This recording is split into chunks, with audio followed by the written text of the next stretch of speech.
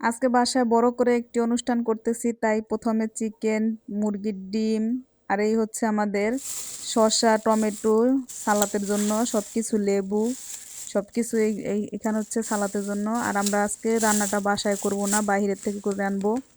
আর এই মশলাগুলো হচ্ছে মুরগির রোস্ট করব বাসায়, তাই সব মশলাগুলো এইভাবে গুছিয়ে নিয়েছি। টক দই আছে সাথে। এখন আমরা চিকেনটাকে ভেজে নিয়েছি। আর এর সাথে আরও একটি মশলা, সেটা হচ্ছে রাঁধুনি মশলা। এখন আমরা পেঁয়াজটাকে ভেজে নেব। এরপর একে একে সব মশলাগুলো রোস্টের জন্য এই তো কষিয়ে নিলাম। এখন মুরগিটাকে ভালোভাবে কষিয়ে নেব কিছুক্ষণের জন্য। আর রোস্ট কিন্তু বেশি সময় লাগে না হতে। এই তো রোস্টটা আমরা ভালোভাবে একটু নেড়েচেড়ে উল্টিয়ে পাল্টিয়ে দিচ্ছি। এখন আমাদের রোস্টটা রেডি। এই তো আমাদের রোস্টটা খুব সুন্দর কালার আসছে।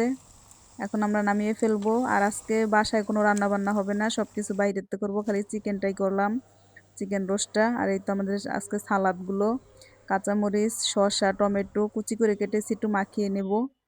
আর এই হচ্ছে আমাদের ড্যাগে এসে পড়েছে এখন কাচ্চি বিরিয়ানি।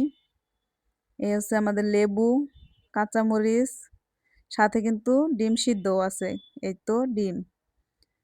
এই যে আজকের আমাদের এই আয়োজনটা কিরকম হয়েছে আপুরা কমেন্টে বলবেন। আর এই তো আল্লাহ হাফেজ, জুম্মা মোবারক।